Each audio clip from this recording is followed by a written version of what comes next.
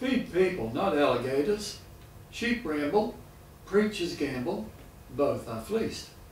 An alligator is real estate parlance for negative cash flow.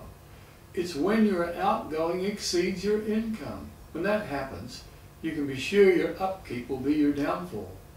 When alligators first hatch, they are very small. They don't take much to feed, but they have a habit of growing. They feed on greenbacks, dollars.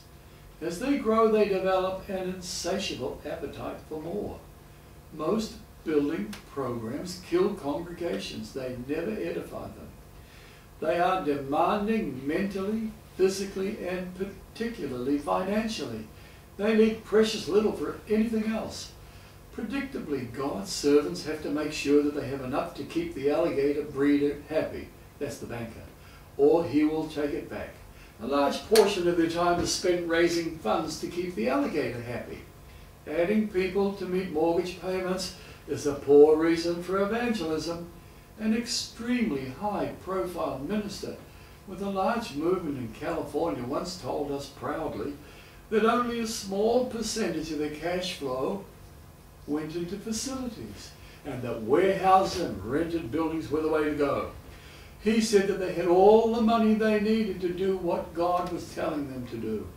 Then that very same fellowship went into debt for multi-millions and was appealing outside their own fellowship for assistance to meet the payments. I know a preacher here in New Zealand who had that philosophy, and then it all came unglued.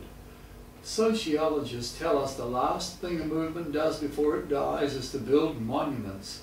You can find memorials to past moves in every city in our nation.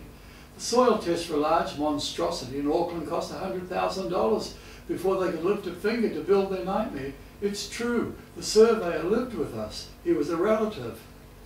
How can they squander money on unnecessary, costly, ineffectual buildings that stand empty several days a week?